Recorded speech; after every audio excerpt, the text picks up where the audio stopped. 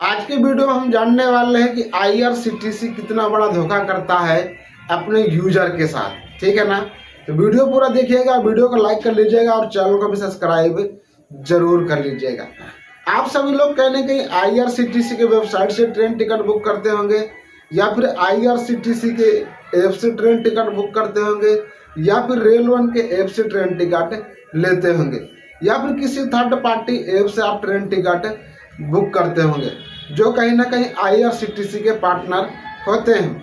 तो चलिए जानते हैं कि अगर आप आईआरसीटीसी के ऐप से ट्रेन टिकट बुक करते हैं या वेबसाइट से या थर्ड पार्टी ऐप से कहीं से भी ट्रेन टिकट बुक करते हैं, ठीक है ना, तो ये वीडियो फिर आपको एक बार देखना जरूरी है और वीडियो को ज़्यादा शेयर कीजिएगा ताकि ये जानकारी उन लोगों तक पहुंच जाए जो लोग मोबाइल से ट्रेन टिकट बुक करते हैं। जब आईआरसीटीसी के से आप ट्रेन टिकट बुक करते हो तो अगर आपको कन्फर्म टिकट मिल जाता है तो कोई दिक्कत की बात नहीं।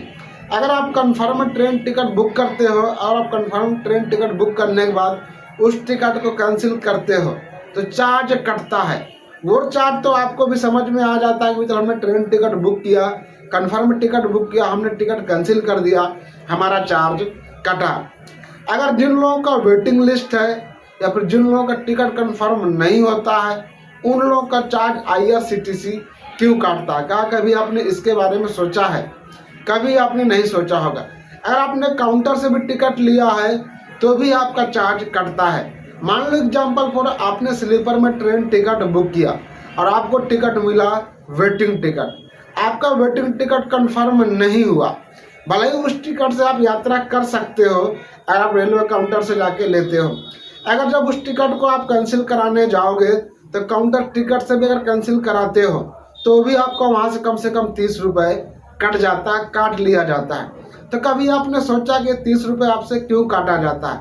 अगर आप ऑनलाइन ट्रेन टिकट बुक करते हो और आपको वेटिंग टिकट मिल जाता है, अगर खुद से भी कैंसिल करते हो, स्लीपर टिकट है तो आप सभी को पता है 60 रुपये कटता है।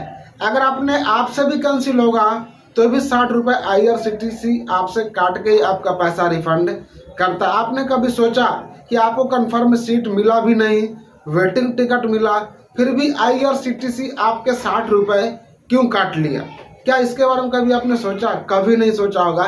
चलिए हम इसी के बारे में हम जानने वाले हैं कि आईआरसीटीसी कहने के आप सभी लोगों के साथ धोखा तो कर रहा होगा, कहीं ना कहीं आपके दिमाग में ये चीज आया होगा। तो चलिए जानते हैं कि आईआरसीटीसी 60 रुपये आपसे क्यों काटता है, इसके पीछे का कारण क्या है। आप सभी लोग जानते हैं कि आईआरसीटीसी सिर्फ आपको टिकट बुकिंग सिस्टम प्रोवाइड करता है, ठीक है ना, बाकी जो पेमेंट का ऑप्शन है ये आईआरसीटीसी का खुद का नहीं होता है।